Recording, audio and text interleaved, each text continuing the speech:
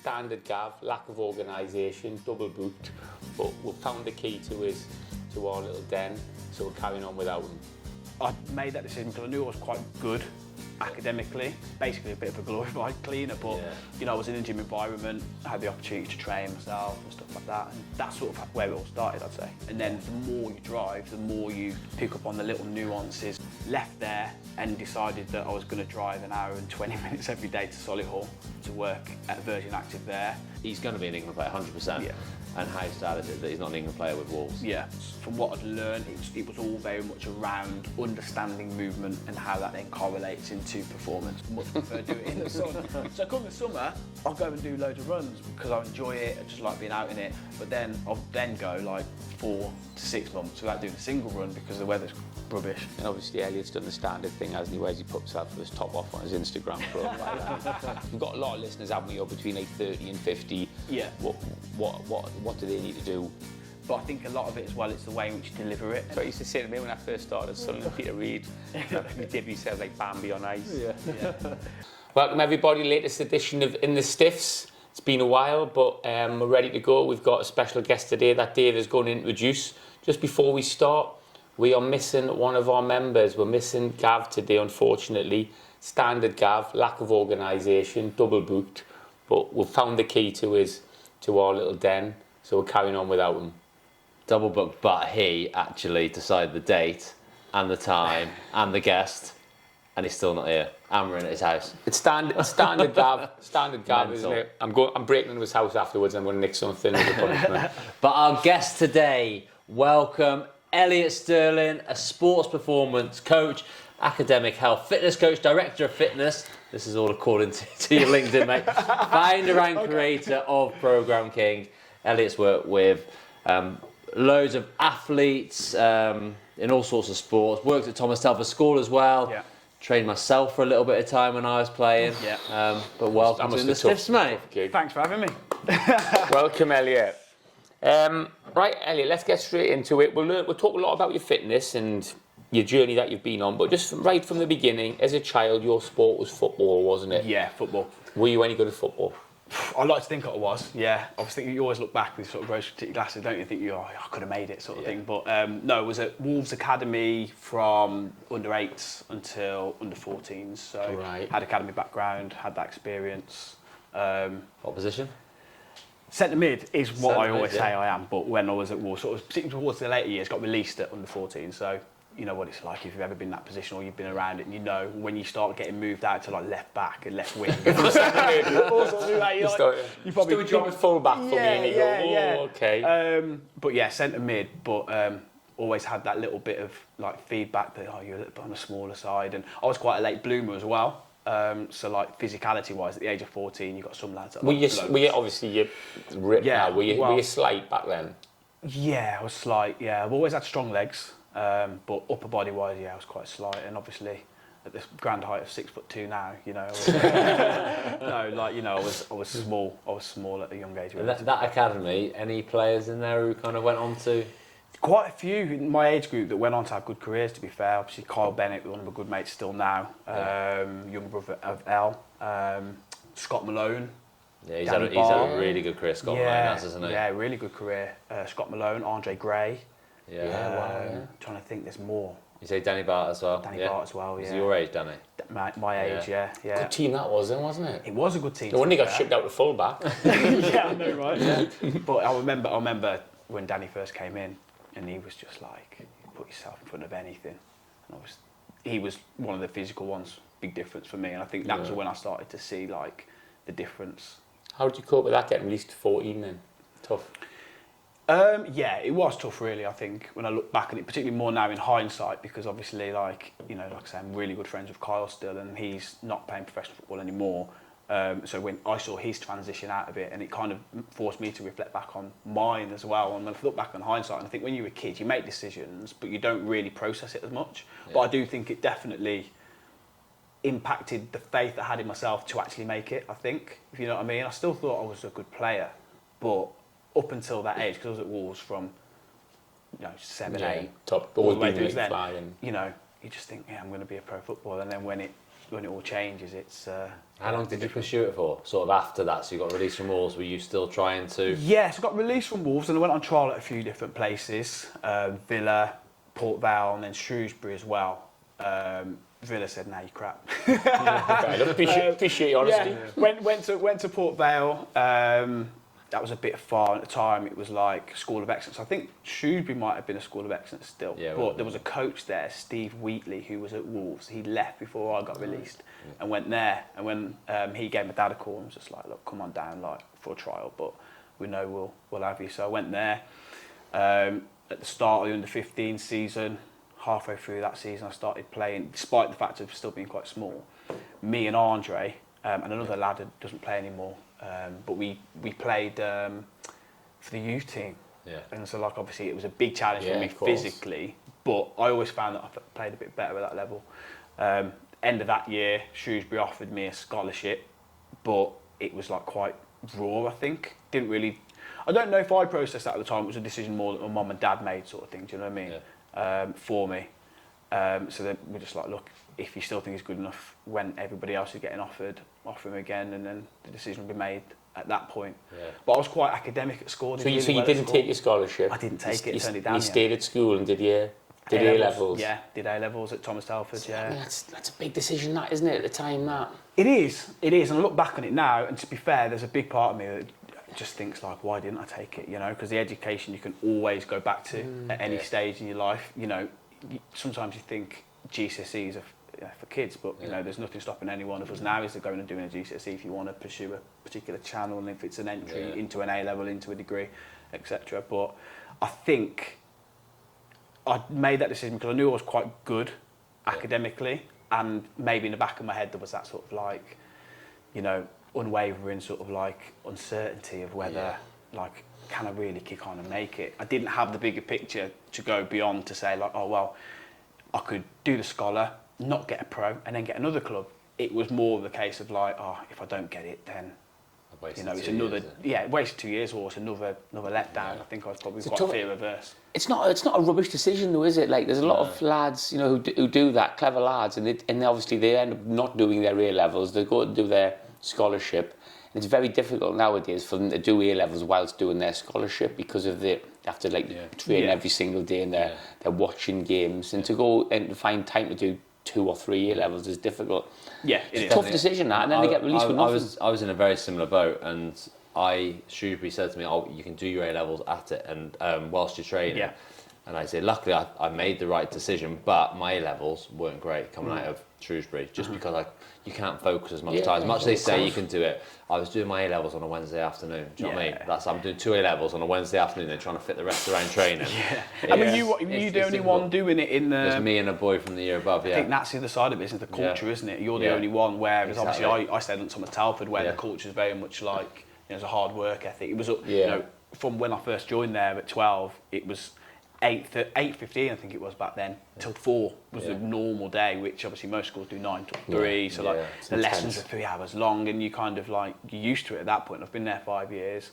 I'm doing my A-levels, and at that point it was more of a conscious decision of what I wanted to do and choose really. So I think you had more passion. I went from literally like sitting at the back of the class, like chatting away a little bit, because I could get on with the work without too much difficulty, to like in sixth form I sat myself at the front of the classes because I was really interested in what I was doing. So good mentality that though, isn't it? In that age. So where did the journey into fitness start then?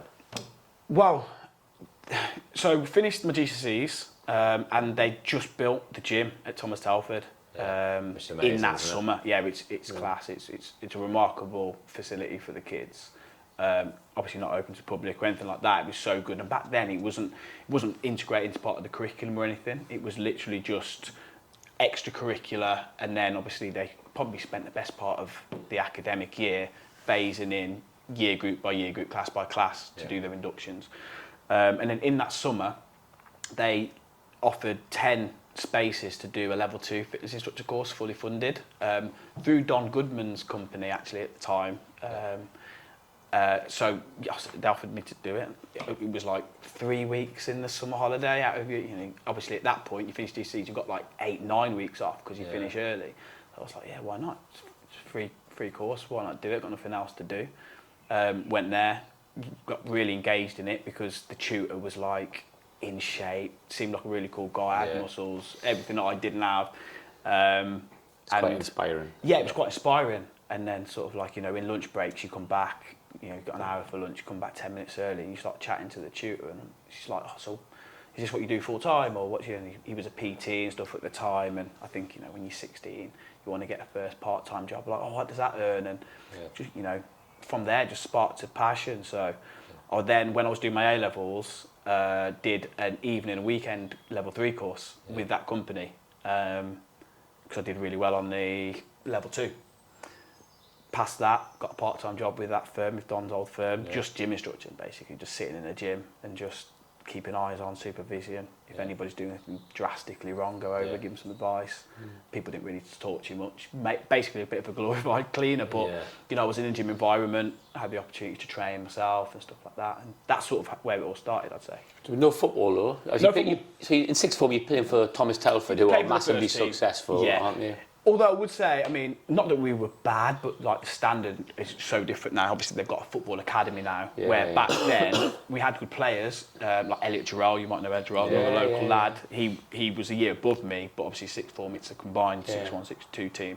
So playing with him, some other good lads as well.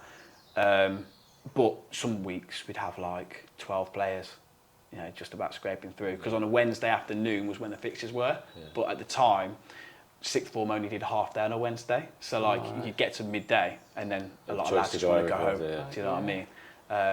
So yeah, we played. We didn't it wasn't anything like it was now, but it was still a good setup, good standard. We used to play a bit down the sports village and stuff, and games and that. For any of our more national listeners, Thomas Telford, obviously in Shropshire, it's a school now which Wolves send their academy kids to, isn't it? Yeah, they've got. So their team now is it's ridiculous. They're in all the national finals, aren't they? They're in like the top 2 and 3 every year, aren't they? Like, and that's across multiple age groups as well, isn't it? And boys and girls. Yeah, it's really good. I mean, think Des has done a good job there. Des Little. Done an incredible job there, to be fair. Yeah.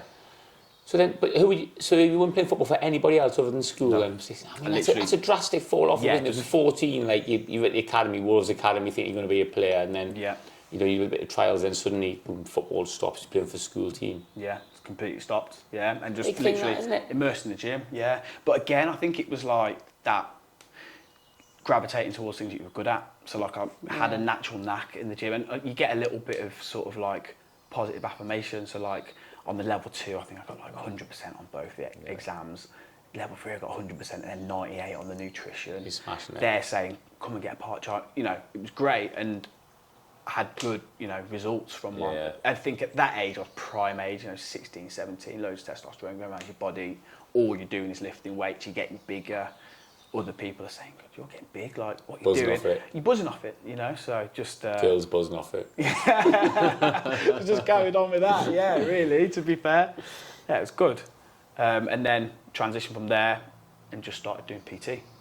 Just Gen Pop PT. I was going to say, so when you moved into sort of the general population and training people, were you just going out of the curriculum at that point in terms of this is what a PT does, this is what I've learned on the course, or are you thinking outside the box a little bit in terms of your own training, what you might possibly work on them with? I think to start off with, you go off the curriculum really, because that's how the course is kind of delivered, and I think that's what you get from a lot of bits of education, right? It's all based on research and what research shows, and this is how you train for that. So you start, that's your starting point really, and then a bit like a driving test. You learn how to sort of pass your test, and then when you first go on the road, you still drive that exact same way, and then the more you drive, the more you pick up on the little nuances of like, okay, look out for this, notice that, oh, that didn't quite work as effectively with that person as it did with that person, even though I did the same thing, and then you start to pick up on all the different sort of like 1% here and there that might make a difference. So go on, what happens next then? So you're 18, you start doing you start being a PT, so that presumably, if anybody listening, how does that work? Do you rent out the place in the gym? So I started off trying to do a little bit of PT with Don's company, and they used to work out of Wolverhampton Lawn Tennis and Squash Club, which is really small. It's a tennis club with a gym, so probably, nice. Not like smaller than my unit, for example, the gym is. So it was okay, but you didn't get many clients. Left there and decided that I was going to drive an hour and 20 minutes every day to Solihull, to work at Virgin Active there. My thought process to that was just a little bit more of an affluent area. The gym was a big gym in the Midlands at the time. I think there was like 7,000 members, 4,000 or so active, and you're on the gym floor. You're like, whereas at the tennis club, you have to sort of like source your own clients a lot more actively and be a bit more strategic with it. Whereas when you go into the gym floor, if there's 200 people on the gym floor, I'd literally just walk around and just like chat to people. Are you okay there? Anything I can help? I don't think I've met you before. You just get your face out there, and before you know it, people are going to the gym for a reason. And if you're a friendly face and they need advice, they might only come over and say, you've got a different exercise for this, or then the next time it might be, I'm not really seeing results in this. You give them a bit of advice, it might work, and then over time it sort of snowballs. Yeah. So you're getting clients in there, so you've got quite a few clients. Who are your clients at this time? A range of people? A range of people. It's not like, is it just middle-aged, not just middle-aged mums, it's... No, ironically, I didn't really, not really sure that's ironic to be fair, but I didn't really do a lot of work with women at all. Primarily men, middle-aged men, some older men as well. but in better shape. So yeah, just sort of like your everyday person, really. What are you charging at this point? It was fixed by the gym. So the gym... So this is all through the gym then? So the gym are paying you a wage? Yeah, so the model was that you're on a 0-hour contracts when you were allowed to be on a 0-hour contracts then, so you had no guaranteed income. So how long is it? Is it this like this 15 years ago? Yeah, probably. Yeah, about 15 years ago. I was like 19, so not quite 15 years ago, but there or thereabouts. So it's fixed by the gym. The members paid the membership anyway, and if they wanted a PT package, they'd go to reception, get a PT package, and I think like 10 sessions was like 350 quid or something like that, so £35 a session. And then you would get 50% of the cost, so they'd take 50% cut. You pay no rent, but so for me at that time, at 19, living at home with mum, driving my Vauxhall course an hour and 20 there and back every day, I didn't have the ability to sort of pay up £600, £700 a month rent with the risk of not making that in clients to start with. You had no base salary though? No base salary at all. No. So it just depended on clients? Yeah. And did the gym give you the clients, or did the clients say, I want to do it with Elliott? Yeah, it's on you. It's on you to really network and stuff. So there was a PT manager that would sort of like set you targets, to try and get as many clients in this month as they've set. Not that I ever really saw it, and you guys probably quite know, I'm not really a salesy person at all, but they're obviously there to try and protect you in that role as well. You need to be earning some sort of money. And then I think the biggest strategy that I did, I went into the sales team, so I had quite a good relationship with one of the guys in the sales team. I don't know if this is allowed, it wouldn't be allowed now, I don't think, with GDPR, but I just said, look, have you got a list of all the new members from last month that you could just print off for me? And I literally remember going home and I sat in my bedroom, a little box room at the back, and I literally went down the call list and just called every number. And how I did it was just like, PT from the gym. I could sit, it wasn't like, can you come and do PT? It was just like, I'm a PT at the gym, my name's Elliott, I'm on the gym floor most of the time. If you ever need any advice, come and let me know. Welcome to the club. And then it was just sort of went from there really, and I picked up a couple of clients from that straight away. I used to book people in for taster sessions. I was like, look, just 30-minute non-obligation sort of like taster. Just talk through your goals. I can set you a little outline plan, just so you've got something to start if you're a new member. And then, some people, you do the 30 minutes and straight away they're like, yeah, I want PT. Some people you'd never hear from again. We're putting in that little bit though, isn't it? That little bit where it's like, you give them the little taster sessions and people think, no, what are you doing that for? You're not getting paid for that, but you just think it's playing the long game, isn't it? Yeah, of course. I think it depends on what you're in it for. I think I'm quite fortunate. I do think I'm quite fortunate in the sense of like through my education and with that guidance through Don's company, the people that I had around me were very meticulous on how you do things. Like I always remember the one thing was like, if you've got a client doing press-ups, for example, don't stand up while they're doing their press-ups, because it's just that level of where you're standing can, for some people, can be quite intimidating. It's not very personable. You never have your phone out in a session. If you're using a stopwatch and you need a stopwatch, there's no clock, you get a stopwatch, not a phone. You come down, you kneel down. I see that all the time. PTs on their phone and that when they're doing it. But I've been using them yet, especially nowadays. When, Yeah, like, I think Elliott's the thing- charging £300 an hour. I think the thing is though, it's like how I was taught. It was just like, you know, they're there for that personal experience, and you want to try and make things look as professional as possible. And then when I started working at Virgin Active and I saw other PTs doing it on their phone, I had every belief that they were probably using it as a stopwatch. But I could then see all of a sudden what it looks like. It just looks like your PT's just on the phone. Like it looks horrendous. So I had those sort of like values, I guess. So for me, when I was looking to get a new PT client, the goal was not to get X amount an hour. It was to try and get the person from A to B as best as I could. Yeah. And I think that, you know, holds value over time. Yeah, definitely. So obviously you're working at the gym doing that. How long was it until you thought, no, I need to go and do this by myself? Because you're on the way, you obviously moved back to Thomas Telford School. Yeah, as well, of course. So there was a little bit in between that. So I was at Virgin Active only for about 18 months. Probably got sucked. I'm glad I did, but probably got sucked into the culture where there was 15, 16 PTs at that time. So it was quite a bit of competition, if you like. Yeah, it's quite competitive in one club. And there was a few PTs that were leaving and were like, to take 50%, like it's a bit of a joke. And then I sort of just thought, well, yeah, you know, with the petrol and stuff, if I go, you know, by myself and do half the amount of clients but charge them the same price, I'm getting the same money, but I'm doing half the amount of work, if that makes sense. Not because I wanted to do less work, but it just makes logical sense, doesn't it? So I sort of had quite frank conversations with all my clients one-to-one and was just like, look, we've got a relationship going on here, we get on really well, but I'm thinking of doing this. This is the situation, this is the reason why. And most people are horrified, like, what? Like, couldn't believe it. Because obviously they want to see the best for you because obviously you've helped them as well.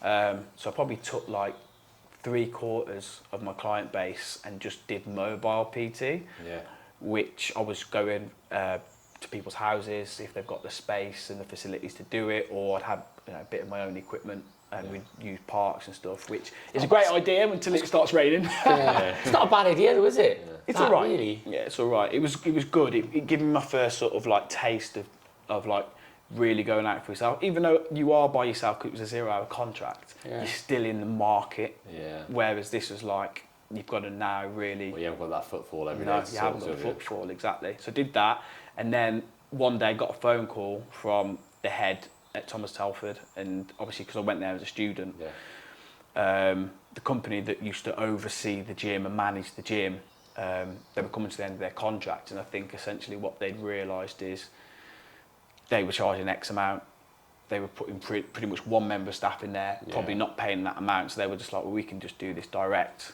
Called me and said, this is the situation, we want somebody to manage the facility, keep it in good nick, deliver sessions to the sports teams across various age groups, and then the role sort of then evolved from there over the time. I was there for 8 years. And did you get the option as well, and after hours you can use the facility yes, as well? that was part of the deal, because obviously you can imagine I was like 21 at the time. It's not a qualified teacher's role, it was like a specialist position, fitness centre manager they called it. And so the salary was X. I was probably earning that anyway. Although it was stable, it was nice. My passion really was for the one-to-one work. So I just sort of said, is there any opportunity where I can still do my PT alongside? That was just a blanket question, not necessarily the facility. And he was great. He turned around and said, look, you can use our facility. It's not open to the public, so we won't let you take the mick with it, but we'll let you do 3 hours a night after hours. And so I did I ended up filling those spaces 3 hours a night after. So how does your own business come around then from that? I think it's sort of gradual progression really. So obviously really enjoyed my time there in various degrees, but like I say, But you're building up your own client base at the same time. Client base at the same time, and sort of like realised that my passion really was for that. So in that time, from when I left my Genpop PT, went to Thomas Telford, in that first year I did a load of CPD, because obviously I was then delivering more sports orientated programs for the sports teams. That was the role, and then realised actually there's got to be a bit more to that side of things, because obviously some of the exercises that I was doing are things that I was doing a lot with my Gen Pop, which Yeah. there's definitely a crossover, but I knew that there was more to go. So I did a load of CPD in that first year, and then sort of like never stopped since. Did a load of like strength and conditioning courses, biomechanics and things like that. And I think Jake Jervis, if you know Jake, he's a local lad, and then Danny were one of the first few Danny people Barr, that I reached out to because I knew. So you're thinking, let's try and get some some professional athletes, professional footballers. But it was professional footballers or professional athletes or footballers. yeah. So and that was just because of my interest. Yeah. It's a sport that I've played. I know the movements. From what I'd learned, it was all very much around understanding movement and how that then correlates into performance. So why not start with something that I knew? Knew Danny Bart really well. Yeah. Obviously played with him, and so I just said, look, I've got these qualifications. I really want to put them to use and apply them because a lot of the things were things I couldn't do with kids. Yeah. Come in, do a few sessions. Obviously, I won't charge you, but I just want to put them to use. At that point, it wasn't really, there was no social media like it is now either. So it was literally just for the passion of it. And then I'd say after maybe like a couple of months, he was like, yeah, like I'm really feeling the benefits. I want to keep going with it. And then it sort of snowballed from there. Yeah. At that point, obviously into the football world, you would have met a little bit of opposition, I suppose, because what you were doing with clients, the fitness coach at a football club might be saying, well, you can do that at a football club, but they've got to look after a whole team where you're looking after an individual, and that's very different, isn't it? Yeah, sure. So, I mean, I've had different experiences over my time. I mean, doing it like 12 years now with pro players, and some are really open-minded and really happy for you to do that. Some clubs are, and it's the individuals in those clubs. Yeah, isn't it? sometimes it's more about who's in charge of the sports science department, or who's the physio, or who's the strength coach and stuff. Obviously, the landscape's changed massively since then. Now it's quite common that people go and seek and do their own individual work, but back then it wasn't quite as much. Yeah. But yeah, you get a lot of pushback. It's a mad thing, that, isn't it? You know, like if you're a footballer and you're worth like 30 million, you're on a lot of money, and you're suddenly going off to some like bloke who they don't know. They're thinking, like, who's this person who's looking after you? 100%. I can understand the avenue, the angle that they take. I wouldn't know if it was always that. Sometimes I think there's other politics that come into it as well. It might look bad on them, or they might feel it looks bad on them from a club's perspective. If it's like, well, you're the fitness coach, why did they have to go and do X? But without like putting any member of staff at any club over the years down, I think it probably comes more down to the logistics, because particularly at the lower level clubs, you just don't have quite enough staff to really offer an individualised program to lads. For personal experiences, the one area the club need to be aware of is obviously from a loading point of view. So they need to make sure their player's right for a Saturday, and if they're doing extra work, then that needs to be tailored into their week. Yeah. With statistics now and data they take, it's a lot easier, but back then it's a bit like, how do you, because lads will probably come on their day off, wouldn't they? Of course, Wednesdays were big days. Yeah, definitely. So obviously the players aren't getting their rest day now. Yeah. But I think it's the players who would have come to see you. You look back, and they're the players who've made the best out of their ability, because they are seeking to get better every single time. So some players you can't mention some players now, can you? Then because some of those players will be obviously at top clubs and they're working with you, but they might get criticised by their clubs. Yeah, sure.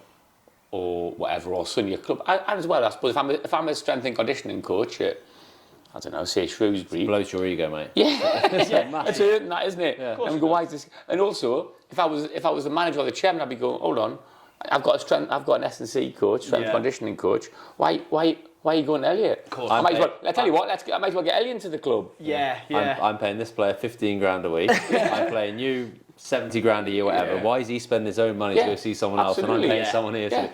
But you must understand the fitness coach's dilemma in terms of they've got a whole, for workload for them, they've got 20 players to look after and monitor and things like that. It's hard to get that individual approach, and that's why I think you come into it so well and supplement it. Yeah, I agree. I've never really understood that angle, because the way I look at it is, it's like you take myself, you take the strength and conditioning coach, you take the physio, you take the manager, anybody, really, everyone's chief aim, mutual aim should be to get the best out of that player. And if doing the individual work helps for them, ultimately, when it boils down to it, if somebody turns around and says, oh, you know, X players flying this year, look so fit, so sharp, no, particularly the lads that want to remain a little bit more anonymous, no one's coming back and saying, oh, it's because of him. It's always like, Shrewsbury Town or whoever it might be have done a great job with him. He looks fit. And he's playing well. And the I have manager no problem with that. It's benefits. not like, that's not what I'm in it for. You know? So You do get that. Give us some names, then.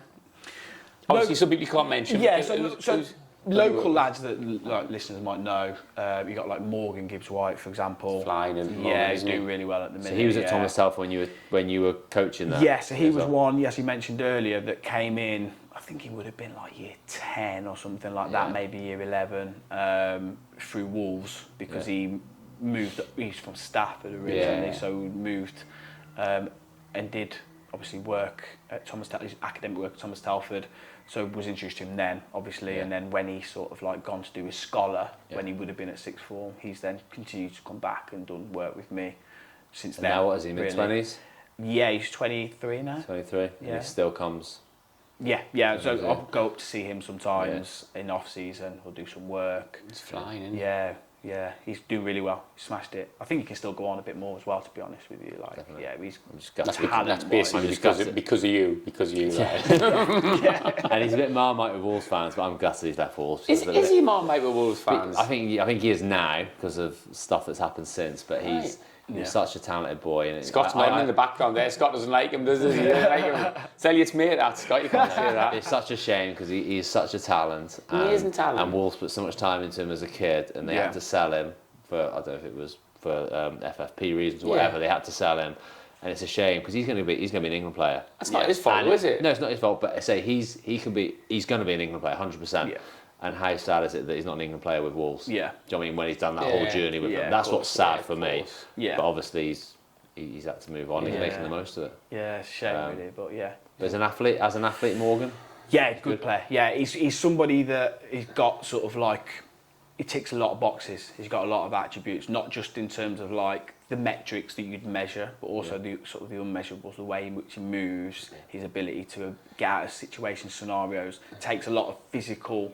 And is that natural as well? That natural? Yeah, I mean, a lot of it will come naturally, but they're things that you can work on as well, right? Particularly when you have a little bit more of a flexible and like sort of forward-thinking approach to the strength and conditioning. If you're just doing endless amounts of heavy squats for 3 reps and putting the bar back, you're not really going to develop those things. But if you can open up ranges of movements and things like that and be strong in those positions, you're adding more tools to your toolbox. So your sort of principles are thinking about, so for the listeners, what you actually do is, so you know what, you haven't got clients like more doing just squats, like old school squats. I mean, that would have happened like back, like... And don't get me wrong, there's times when we will do a squat, for example, but that would probably be most of the time in the session with me will be to prime other movements that we're going to do, because it's a very foundational movement. It's a movement that you'll have performed a lot of repetitions with over time, so quite easily it fires up all the systems in your body that you need to get the muscles active and ready for something that's a little bit more dynamic.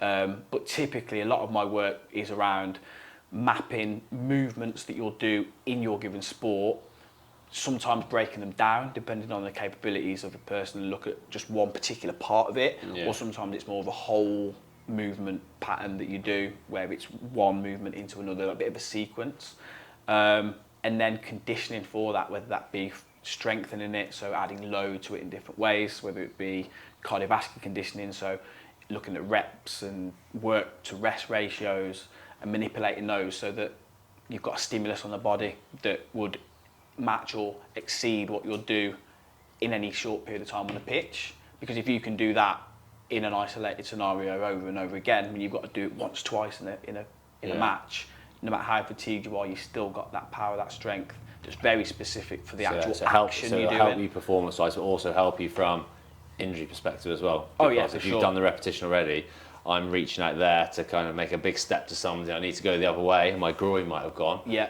I've done that action with hundreds of times, and it can cope with it, and the motor patterns, all that are used to it. Yeah, exactly. Who else have you had then, Elliot? Who else has been good? So like, talk about some Shrewsbury lads. So You got some of the current Shrewsbury lads. Yeah. Are you allowed to say their names or not? Daniel Ludo, I can say. Okay. Shay Dunkley, I can say. I mean, he's Shrewsbury's best two players. tank, isn't he? Shay, Yeah. isn't he? I Big mean, he's got an tank, yeah. unbelievable spring and that, hasn't he? Yeah, he's a strong boy, powerful boy. Done a lot. I've worked with Shay for quite a long time, actually. To be fair, when he was at Oxford, Sheffield Wednesday, and he's done really well. I think he's had a great career too. Trying to get, well, I say trying to get, but Taylor Perry's coming in this summer as well, which will be good. There's a few others, but I won't. What about some of the older lads? He obviously done Dave Edwards. Yeah, Dave. What was he like? Classmate, yeah, really good to work with. I think, to be fair, I don't know if I've ever said this to you, but I always remember when, obviously, Dave contacted me, got in touch, and the first time we met, we had that consultation, obviously at Thomas Telford, just a sit-down chat, sort of establish what it is that you're trying to achieve, where you're at, where's your mind at, why have you come to me. And one thing that really stood out was just sort of like how much of like a normal bloke you are, if that makes sense. So you came to me at a point, if you don't mind me saying, where you probably lost a bit of confidence in your body's ability to keep up with things. Like following injuries. Yeah. Yeah, for injuries, breaking down. I didn't trust my body. Yeah, and it was kind of like you saw the fragility that anybody has. So like when somebody would come to me in the past and said like I really want to lose weight because I feel like I'm losing my health for my kids or anything like that, it was like that but related to the career, and I was just like, it was a big sort of like thing that stood out for me. And then when we started working and your application was bang on, I think by the time we stopped working, your knowledge is just as good as mine, mate, to be fair. So, but no, it was fascinating, and Elliot opened my eyes to what I should be doing. What age were you when you were doing this then, Dave? So I would have been 26, 6 or 7, so a bit later on. So like I always would work so hard at football in training. I'd go out and run, I'd do everything, I'd do everything. But then Elliot it was more like working smarter. Do you know what I mean? That was exactly it. And I went to him when I remember I broke my 5th metatarsal, and I just couldn't. I kept coming back. It'd be sore again. I was like, what's happened? My ankles weren't great. And I had a lot of muscle injuries, and we kind of went through everything. You did your assessments and things like that. Noticed quite a few weaknesses in areas which I struggled with. But it was the bit which we spoke about a second ago where he was making you strong in football movements. Never done that with anyone. Do you know what I mean? Ever. And that just opened my eyes up. And we never. I mean, even looking back at me, never ever. Like you would say, like you'd go in the gym, and we'd have gym sessions like at every club I went to, probably in the afternoons, and you would lie down, you do bench press, you do squats, bicep curls, especially coming towards summer before you go into Magaluf, you do bicep curls, wouldn't you? And sit-ups. Beach weights, beach weights, But I remember, so like I was, and it just clicked as well. A bit like probably what you're saying with Morgan, like. The first couple sessions with him, I was like, I couldn't stand up. Honestly, I was like, I was wobbling all over the place. I had no balance out of range. So he was getting me to kind of go out into different areas with my legs and then trying to come back. And I just had no power, nowhere to generate the power from. Yeah. And then broke it down and we got better and better. And I can honestly say, I remember I sent you a message. I remember I played a game as I was sort of back fully fit, back playing, and I was like, this is the best I've ever felt on a football pitch. When we played Preston at home, we beat them 2-0. And scored, didn't you? Yeah, and I scored. But I just said, I remember saying to you, I feel like I can win the ball anywhere on the pitch. Whereas usually you go and press and you're a bit like that. Whereas I just felt like I could tackle anyone because I know I can get my leg around them. If they're going to change direction, I can go. I felt superhuman, and I think my best part of my career then was from that point till I started to lose my legs a bit more, sort of when I'm 32, 33 or whatever it was. Elliot's good, but that couldn't save you then. No. He tried.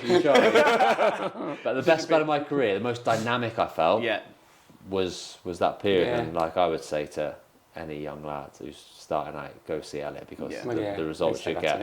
I'm not just saying that because you like transform. Because I was broken, wasn't I? Yeah. I spoke on this podcast before about depression and things like that. That was the heart of it, and like you played a big part in me coming out of that because you gave me confidence in my body again.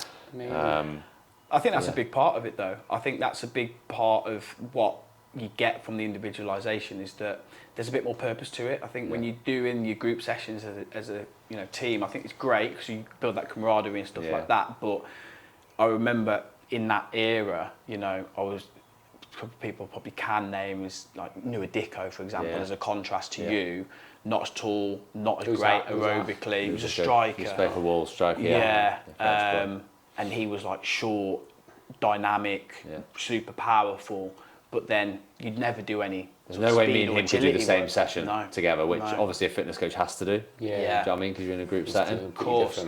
And then when you step into something where you're working on the things that you both want to work on, but also the things that you've identified that you need to work on, whether it be through assessment or ongoing feedback, it's a bit more meaningful as to why you're doing it. You put a bit more effort in, and I think that then correlates on the pitch. Sometimes you just feel like you've done the work. Yeah. You feel like I've done the work, I'm ready, I'm prepared. And I think that carries over then, doesn't it, to performance? So the point I was in there when I saw Elliott, thinking back now, was we'd been relegated to League One for Walsall, double relegation. I was coming back off a broken metatarsal, played maybe, I think it was the first game of the season, played Preston away actually, and I felt it go again. I thought I'd broken again, but I hadn't. And then at that point I got back fit, but it still wasn't right. And Kenny Jack, the Wolves manager, was like, you can go out on loan now if you want, like basically not needed for the first team. And I was just there, just getting back to fitness.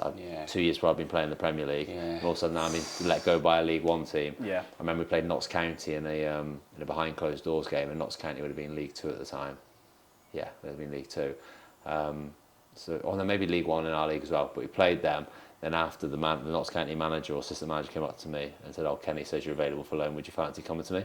And at that point, I was just like, "What the fuck's happened here?" Do you know what I mean? I'm on the verge of going to Notts County. Like, that's no disrespect, but I was like 18 months before I played in the Premier League. I'm still thinking I'm back to the top. And then that's when I reached out to Elliott, and then from the progression I had then to sort of have another 5 years at Wolves and get to captain the team on numerous occasions, that sort of stuff. That kind of shows the transformation.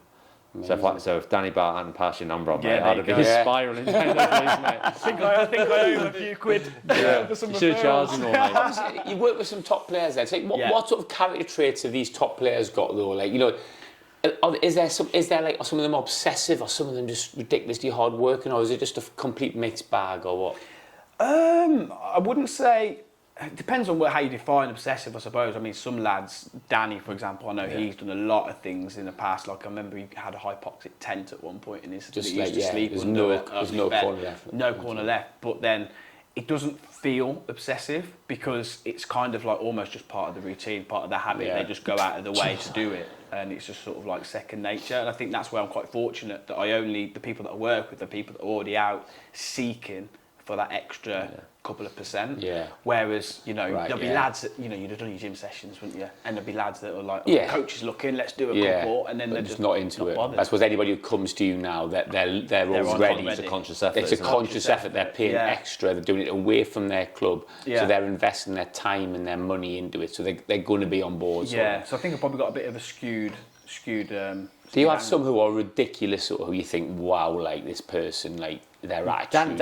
Danny Bart must be up there, because when I look at any individual I've played with, he has made the most out of himself that I've ever seen. The longevity, the level he's played at, because you'd have played him in the academy, and I bet he would have been one of the bottom of the pack in the academy when he first started out, in terms of you'd have had players up there, and Danny was just like a warrior, and makes himself undroppable. That's the way to put it. They're the ones who aren't. They're the role models. I know the kids like all the flair, but like they're the ones on there. You think you've got everything from your ability.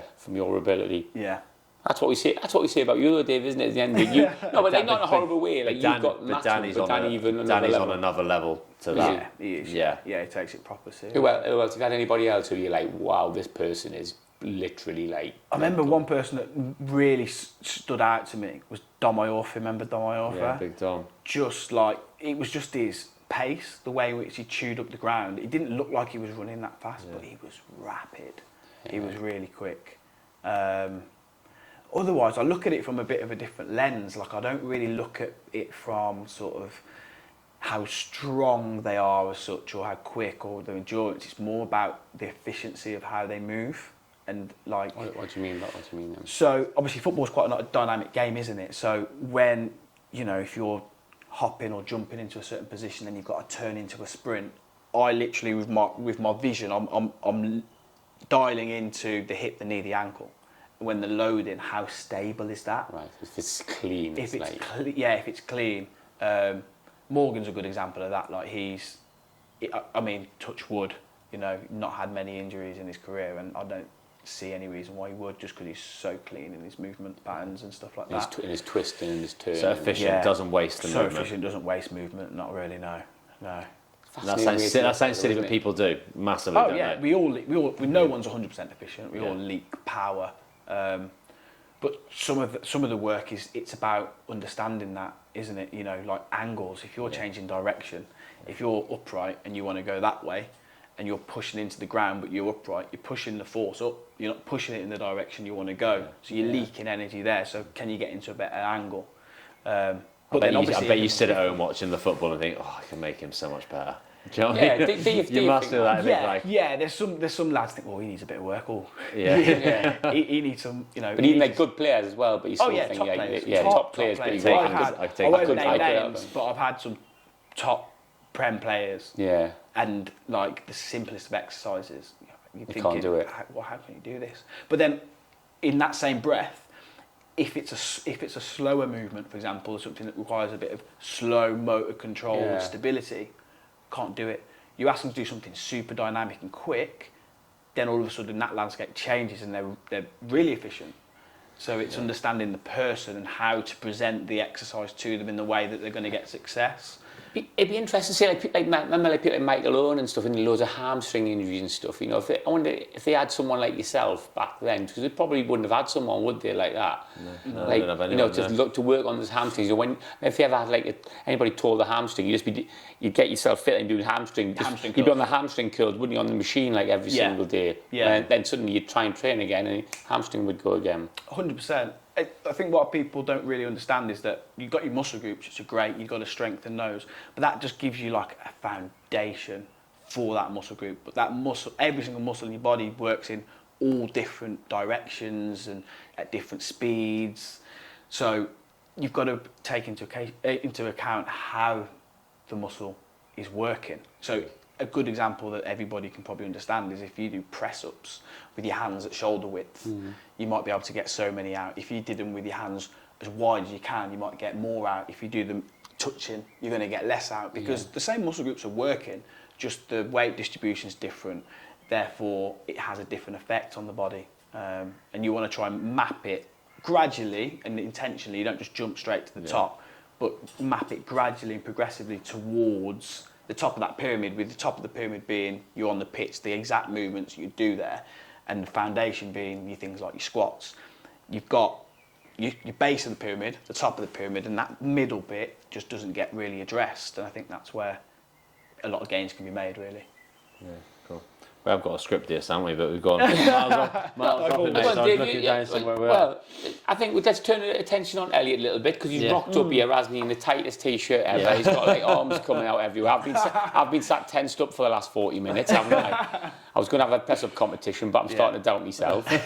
So I don't know. I just want to know a bit about what your regime is. I think people would be interested to know that. Well, my regime's changed massively over the years. I think when you're in the fitness industry and as a fitness professional, you do get dragged by certain things that are more in season. And I think as a young lad, come out of football, I didn't touch cardio for about 3 years, I'd say. I was literally all about weights and building muscle. Just bench pressing. I promise you, I probably went 2 years without doing a single cardio session. Yeah. Not even walk, just other than walking normal. Walking to the gym. Yeah, literally. Walking between machines. Honestly, I didn't do anything. But now I'm doing a lot with my running, because I really enjoy running from a sort of just a therapeutic point of view, really, a bit of headspace. I think everybody got into it over COVID, and then I really enjoyed it. I was never great at it as a kid, endurance-wise. I was more sprint, power. But got into that a lot more. Are you a good runner then? Are you a decent long distance runner? I'm getting better. You don't look built for long distance. Not naturally built for it, no. But I did a half marathon on Sunday. Yeah, I saw that on Instagram. Yeah, it was so good. First proper one that I did another one, but it was a very small one. It was the first proper one that I did and tried to get a good time. And do you need that in terms of a goal? You wouldn't just go out just running and just I'm going to run to clear my head, or are you thinking I'm building up to a 5k, I'm building up to a 10k, I'm building up to a half marathon? I don't need it as a goal, but I think having it as a goal this year has massively helped me to progress it, if that makes sense. So I'd find that in the summer, I'm a fair weather sports person all across the board. I hate doing anything in the rain and the cold, even football. I used to like playing in the rain. I'd much prefer do it in the sun. So come the summer, I'll go and do loads of runs because I enjoy it. I just like being out in it. But then I'll then go like 4 to 6 months without doing a single run because the weather's rubbish. So at the start of this year, I just said, right, I'm going to do 1,000 kilometres of running across the year. So I know that I can't do all that in the summer. I have to be consistent. And then probably got to Feb, and I was like, I'm going to book something in the diary. So I booked in Copenhagen half marathon for September. Yeah. And then from there, just kept running, kept going. So, and then a bit of gym work as well. Yeah, we're going to talk about the gym work, because obviously, like, anybody who wants to look at this can look up his, and obviously Elliott's done the standard thing, hasn't he, where he put himself with his top off on his Instagram profile. So anybody who wants to go, like, so another 35-year-old is looking at that going, like, how do I get in shape like that? What are you telling them to do? Because we've got a lot of listeners, haven't we, between like 30 and 50. Yeah. What do they need to do weights-wise? We'll come on nutrition after. But yeah, I think if your aesthetics and the way you look is just a goal, then I think you've definitely got to do at least sort of 3 decent resistance sessions. Weight Sessions a week that typically would span the whole body. So more than cardio, more than anything, just if aesthetics are your goal, I think aesthetics and how you look and weight loss are different things, because you can lose weight, but if you're not necessarily toned, you haven't got good muscle tone, you're probably not going to end up having, from experience, the body shape that you want once you've lost the weight. So some people might say, I'm 100 kg now, I want to get down to 85. It's a massive drop, it's a good achievement. But what 85 looks like in your head with pecs and delts and biceps, it's not going to be that, because you've not stimulated the muscle, you haven't got this tone. Right. So 3 to 4 gym sessions a week if you can, but at least 3. Easy way to split it. It's not special noon. Be like a push-pull leg. So push being anything that you're pushing, literally chest, shoulders, triceps. Pull would be back, biceps, and then do your whole lower body in one. And holding more muscle mass elevates your metabolism, because it requires a lot more energy to sustain. So you'll generally burn more calories at rest every day anyway by having more muscle mass. So that's a good start. I think if it's a weight loss and you want to lose your body composition, you can't get away with not doing some cardio, and then good nutrition. But with those things being said, that sort of framework of having a good mix of resistance and cardio is good for health anyway. Nutrition and exercise, it's not just 50-50, is it? Like, probably nutrition you think is more important than the actual exercise in terms of if you want to. Yeah, for the vast majority of cases, yes. Yeah. Definitely when it comes down to sort of like a weight loss. Yeah. By that I mean dropping body weight. Yeah. Body composition, and sort of like you might stay a similar sort of weight, but you've built a bit more muscle mass and lost a bit more body fat. I think the nutrition is more about what you eat rather than how much, if that makes sense. So you could have 2,000 calories a day, for example, just for argument's sake. If 1,500 of those calories are coming from carbs, 400 are coming from protein and 100 from fats, it's not just the 2,000 that's going to yield the outcome, it's the ratios. So you could still have 2,000 calories a day, but if you were to have, for example, 600 calories to 800 calories of that coming from carbs, another 600 to 800 coming from protein, and then the rest coming from fats. Although you're not changing how much you eat in a day, you would see a change in the way in which your body looks. Because like, what do you think about all like the Weight Watchers sort of thing, where you have like 30 points, and so you like someone doesn't eat, and then has like 4 timeouts or something at 6 o'clock. Not doing it. That's what happens. Isn't it? That's not. Yeah, I mean, I don't think that's not even. Yeah. It's not even like ridiculous. No. People do that. Of course they do. Yeah, and I think any sort of diet. I mean, one of the first things that they taught us on the level 2 back then was that the definition of diet is your habits of eating, not intermittent fasting, not Weight Watchers. It's your strategy. And I think whatever strategy works best. I think there's people that probably do something like Weight Watchers and it really works for them because points is easy, and they, you know what, how many points that has after you've had a few times. Where counting calories and grams of protein and stuff can be too much of a barrier to entry to someone. And I think it's just about figuring something out that's sustainable, that will work for you over time. There's a common sense has to come into it as well, doesn't it? In terms of like, if you eat everyone knows what healthier foods are to a degree, don't they? In terms of of whole course they do. foods Yeah. and things like that. Whereas if you're eating less calories, but those calories are 5 miles bars for the day, Yeah. you know, that's not Well, yeah. for health. But I think for in health health, but more I think than if someone's trying to lose weight, you know, that's maybe fine. They might 5 Mars bars and nothing else. They probably would lose weight, wouldn't they? But they wouldn't have any. They wouldn't build any muscle. So, like you say, it depends what they're trying to achieve. I would think most men who are listening to this would want the traditional, like carrying a bit of muscle, but being like lean, like round the stomach, and but carrying a bit of chest and arms, wouldn't it? That's like you say, the beach body we were saying before. That's what blokes will probably want, I would think. Yeah, I'd probably agree. I think we all know what the messages are, right? So minimal processed food. Yeah. Try and get organic food if you can. It sounds very particular, but it's what everybody knows. Drink plenty of water, avoid alcohol, avoid excess sugar. But I think at the end of the day, you've got to sort of, again, know where your limits are. So like we were saying earlier, weren't we? Like people sometimes say to me, I bet you eat nothing bad. But actually I do. I love it. I love a sweet. I love chocolate. Yeah. But I know where the line is for me, so I can get away with having probably a bit more than I probably on paper think that I have a week, to be brutally honest. But at the minute, with the activity that I'm doing, how active I am, and my energy balance, it allows me to sustain the physique I have. Don't get me wrong, if I were to drop my training 2, 3, 4 weeks down the line and continue to eat in that same fashion, I'd definitely notice a difference in myself. Have you had spells like as well in your life 100%. Where you feel yourself like carrying a bit more and you think, for sure. I think it's quite common actually in the fitness industry with a lot of like fitness professionals, because there's this perception, isn't there, that what does he know if he's not in shape, which is far from the case. Like, isn't it? Pressure. Like some of the most intelligent and best coaches that I've come across are people that are definitely not in shape. You wouldn't look at them and think, God, they're in the fitness industry, but their knowledge is a joke. So there is that pressure, and like I don't think I've ever really been, to be fair, on a general basis, out of shape. But for me, I'm like, nah, I'm overweight. You can tell the difference. Yeah, so we and Dave might not know this, but seriously, but I haven't. So yeah. But you're not restrictive at all in terms of if you go out for a meal, you'll order what you want on the menu. Yeah. If you're going out with some friends, you'll have a couple of drinks. Yeah, You're definitely. Not, It depends, unless I've got something like coming up, like obviously this weekend I had that half, and then some of the lads went out on the Saturday night. I was like, I'm not coming. Like, you know, I was carving up. I was carving up the night before, everything. Like, you know.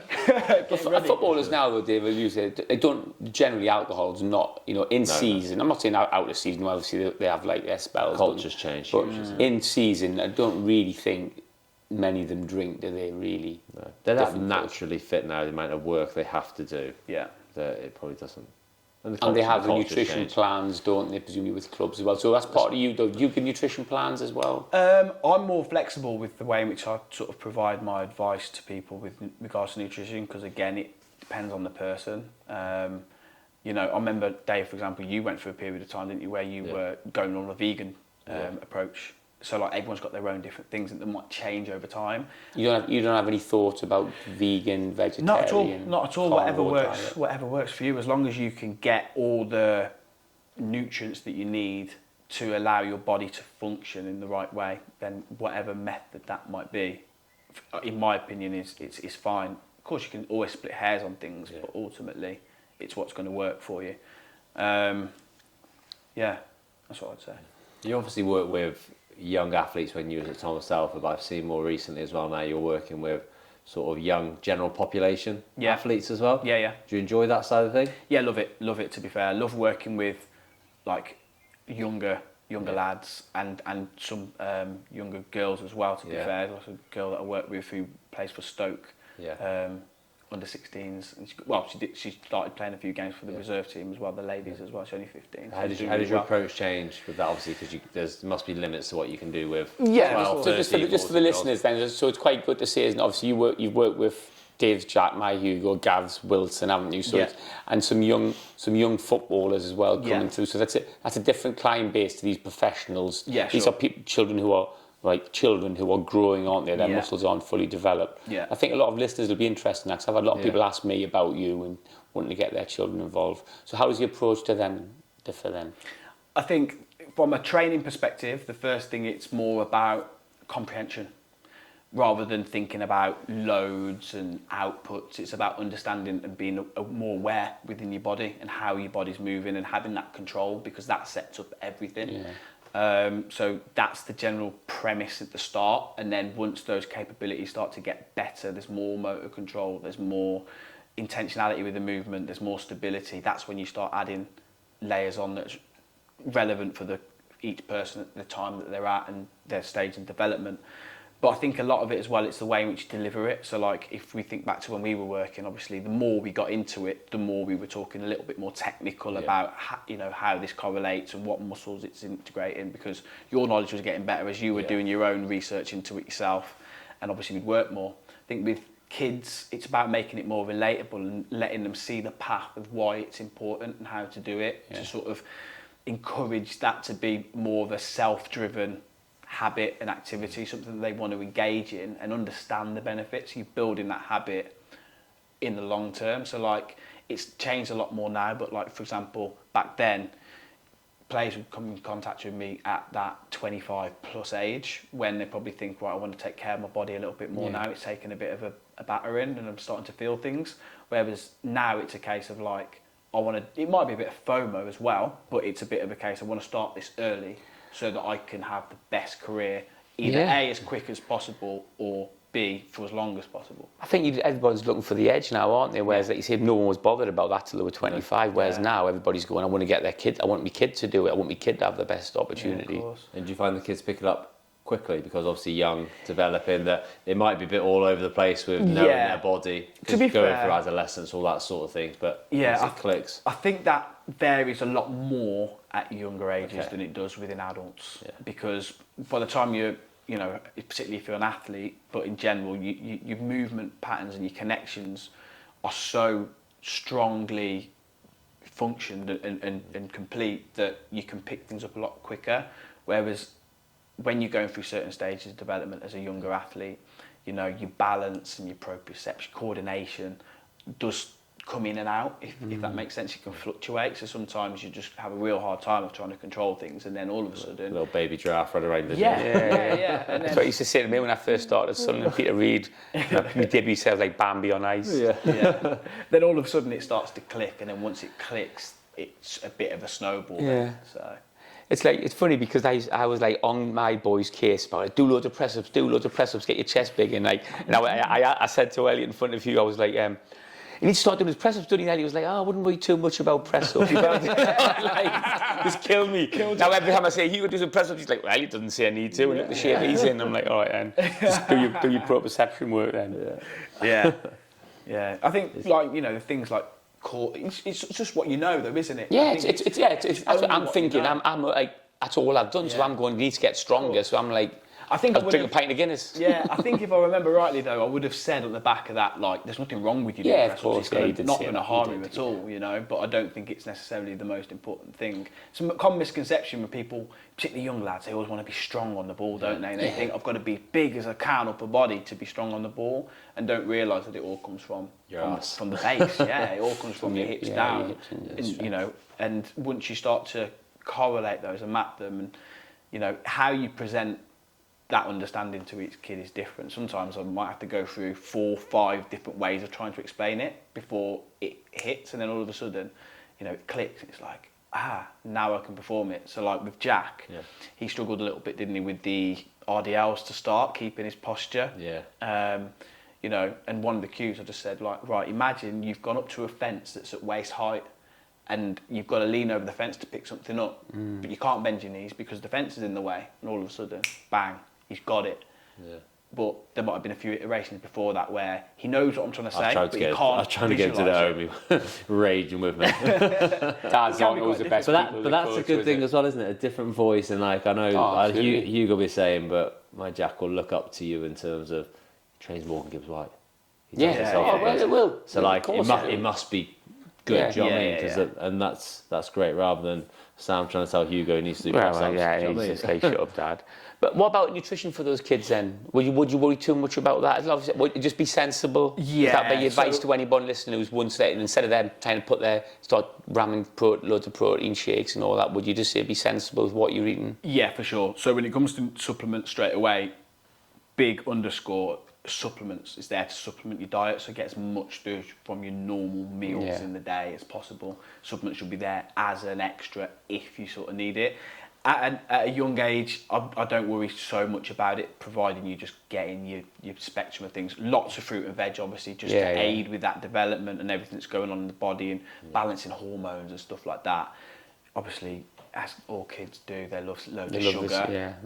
Obviously, you metabolize it a lot better at a younger age, but maybe can you be a bit more intelligent about when you have it, so you can almost turn it into a performance-related sort of thing. So sweets maybe before you go out to training or to play, and then maybe a little bit directly after if you're going to have them, and try not to have them elsewhere, because your body's going to utilise them. That's a good little tip, that is, as well. Use that but if you're going to have them, that's good for me, because whenever I was with Jack, I'd be like, well, don't do it before a game though, because you might not play well. But then I suppose if he's going to do it and it gives that energy burst, then it's not a bad thing. Within moderation.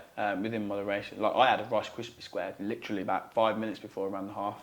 Loved it, because it kept me going for the first 5k at least. Because your body's going to utilise it. And then when you finished exercising, all your metabolism functions basically are higher. So anything you essentially take in is going to get put to use a lot better, and there's a higher demand to put them to use. So if you're using your muscles, all the sugar that's stored in your muscles as well as elsewhere in your body gets used, it gets depleted. So then after exercise, bit of sugar, a lot of it's then going to get back into the muscles rather than being excess and stored as body fat, etc. But at a young age, I think you do go through phases where you might carry a little bit of puppy fat and this and that. But a lot of it will start from the family habits as well, won't it? You know, I think if you eat and set by example at home. I think for mums and dads listening now, isn't it? It's just trying to just be sensible, isn't it? Then establish club, and they know. I think everybody knows now. You know, we used to get that. Oh, you need to educate them. I think everybody knows, like, reason.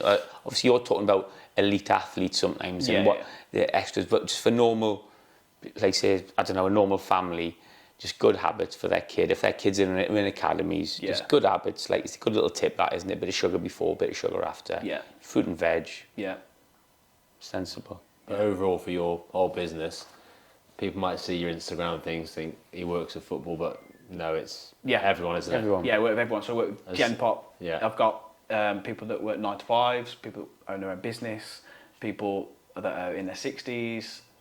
So when you have someone in their 60s, obviously, it's very different to when you're working with Morgan Gibbs White, isn't it? Sure. Like, what their aim is, just to be generally healthy, keep their weight down. But so what are you doing with them? So one person that springs to mind, for example, is a client of mine called Steve, and he's just within the last few years had his first and then his second grandchild, and like everything changed. Then it was like, I want to be able to ride my bike with my grandchild and stuff like that, and it's like so it's mobility, so it's like stretching. That's not necessarily something I do in a session. That's just sort of general advice for you to do every day. You know, whilst you're brushing your teeth, stretch 2 minutes a day. Do that every day. It'll make a world of a difference. I'm not far off that age now. I need to start doing that. But yeah, with them, it's generally, again, depends on the goal. I was actually saying that too many times. But if their goal is just to sort of like be a bit healthier, maybe lose a bit of body fat, get into shape, it's just find a frequent routine that will work for them. So if they know in their lifestyle, be realistic, that they can only do 3 lots of 30 minutes a week, how can you make that as an effective thing as possible? That's something you can also sustain, doesn't feel too much of a chore. So it could be, if you like going out on your bike, go out for a bike on a Sunday, particularly if the weather's nice, easy to do. You like swimming, pick a day in the week, go for a 20-minute swim in the morning, and then get yourself in the gym once. That might be a bit of a harder one if you don't enjoy it as much, but we'll make it 40 minutes. It's not too long.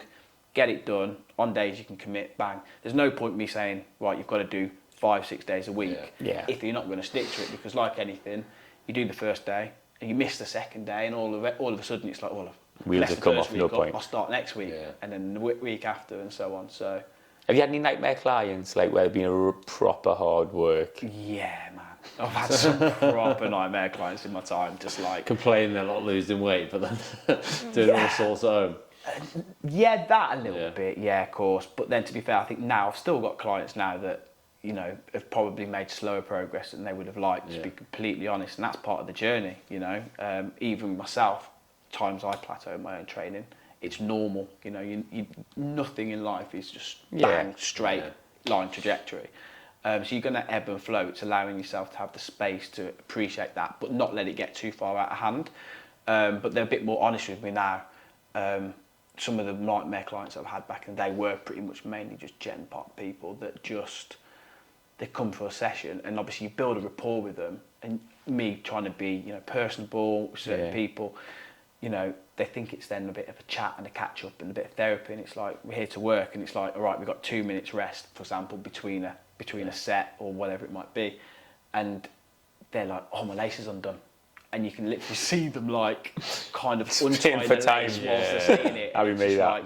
Like, if you're not taking it seriously, like, you know, you're wasting my time as well as your own sort of thing. Even though you're getting paid though, you could just take the money, couldn't you, in that? But but it's not enjoyable. It's not so enjoyable. you don't take the enjoyment from that. I think you might tell me something completely different, but, you know, I think, for example, of people that played in football, if you'd have gone, if quite a low level team came and said, oh, we'll pay you this, but it's like you're turning up and it's a shambles. Of course, You'd be like, it doesn't matter. Like, it's just not enjoyable. You want to, and I suppose you want to see success in your clients, don't you? If you can see them not succeeding, you're like, come on, mate, you know what I mean? You've done 20 sessions with me. I'm not seeing anything. Like, you're not doing enough. It's a reflection on you, isn't it? It is. It is a reflection. They put an Instagram post on before and after, and they look the same.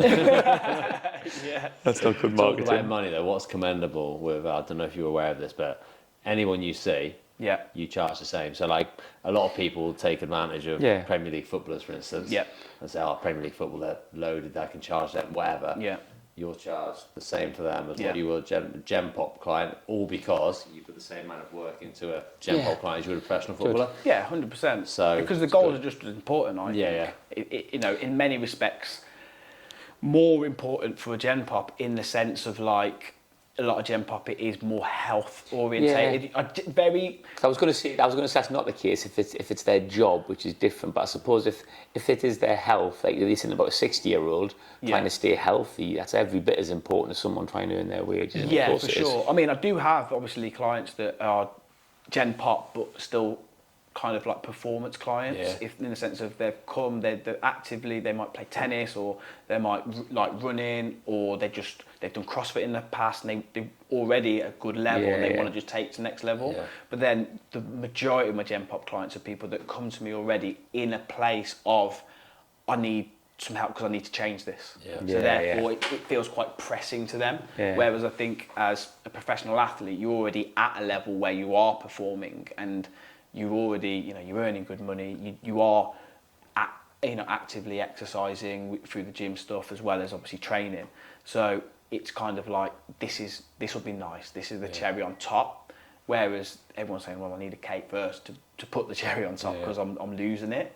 So I think in some ways it can be a bit more pressing. Do you have any preference then? Do you have a preference for do you like the professional, the top players, or? I would say I prefer the programming side of the sports performance stuff, in the sense of it, I have to think a little bit more strategically and in more detail with regards to movement, and pay more attention in the session as to what's going on physically and in terms of like motion. So that's a bit more interesting and engaging, I'd say. But the Gen Pop side, it's more about getting them to a level of intensity with each of the certain things to get the results. But some of the Gen Pop clients are hilarious. Like, you have a proper crack because they're just like, you know, take the mick out of you, swear at you, all sorts. It's class. So I wouldn't say I have a preference really, no. It's brilliant that. I mean, some great advice there, Elliott. Thank you so much. I think that's amazing. I think the listeners will like that, won't they? It's fascinating. I think if they can get, and if they want to sort of find out more about you, you're on Instagram and everything, aren't you? Yeah. You said, I said to my wife, I went, I've got this coach for Hugo, like Elliott, and she was like, I'm not driving all the way to Market Drayton for him. And she saw his picture on Instagram and said, actually, I don't mind. She's taking him every time. Yeah, she said every time now. I've not seen Elliott once in his gym. You got your gym based out of Market Drayton, haven't you? Yeah, Market Drayton. And we'll tag you and stuff, won't we? And see, and if anybody's interested, and it's literally for all levels. It's not just. I mean, we spent a lot of time talking about football. It's for everyone. It's a fantastic facility. Yeah, as well, it's an amazing It's facility. And it's Program King. Program King. If we've mentioned that as the name of El's company. He's head to toe in Program King, so you can see. Come brand Watch it it up, on just make YouTube. sure. And then your Instagram handles. So the main business one is at Program King, spelt the international way, so Program King. And then I've got one that's more about me coaching and sort of like what I'm doing as well, if anyone's interested in how I train and stuff, which is Elliott_Program King. So thank you so much, That's Elliott. fascinating, mate. Lovely, great stuff. And thanks everybody for listening and follow us on In the Stiffs. And we'll be back next week with another podcast. Thanks very much. Bye Thank for you. now. Cheers, Al. Thank you. thanks.